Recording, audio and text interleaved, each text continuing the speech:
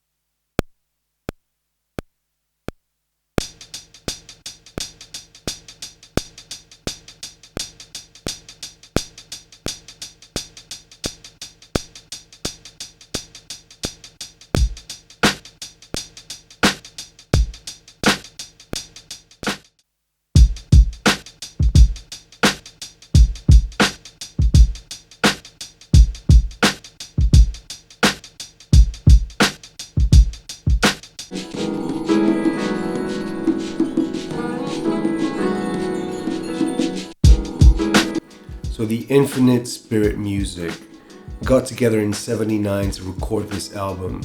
So this is a Detroit group. They got together to record this during an afternoon. So they just went to the studio and just played. Live Without Fear is the outcome of that afternoon. Some of these musicians played with Sun Ra, another legend within the jazz scene, especially the spiritual jazz, experimental jazz.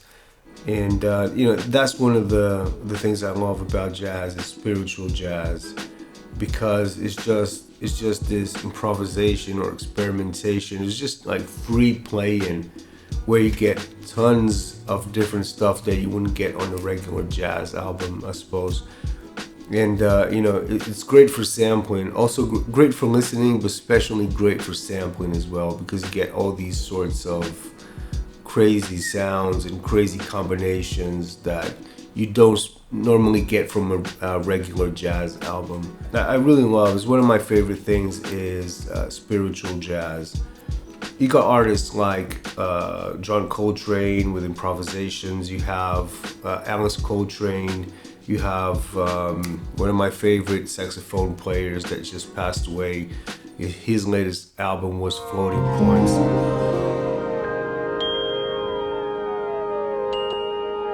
Pharoah Sanders, so he's another great.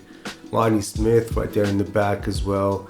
I mean, there's tons of artists like that. Just Google it, you'll find a bunch of artists doing this type of music.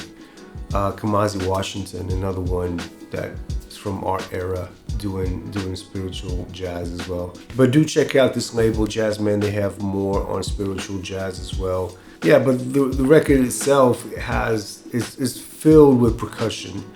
So yeah, it's a very percussion-like album, mixed with a bit of jazz on the piano and sax. It is all jazz really, but you feel a lot of African drums on this.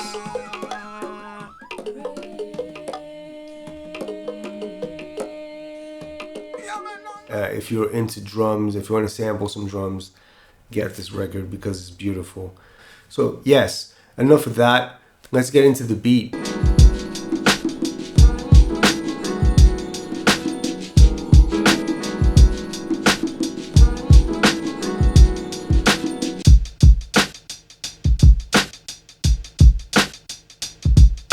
I was making the drums on the XL, but I decided to record it into the 404, add some compression on it, and just play the loop on the 404. It's kind of like a very basic, very simple, I should say, very simple drum loop, but it works really well. It sounds really good on the 404.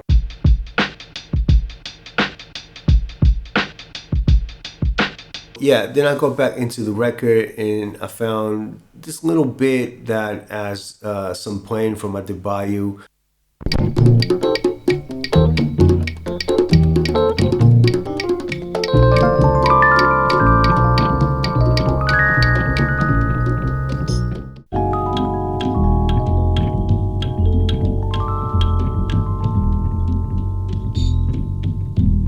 Decided to actually pitch it about 6 semitones, and that just fit really nice with the drums. And that was probably, I didn't want to add anything else to it.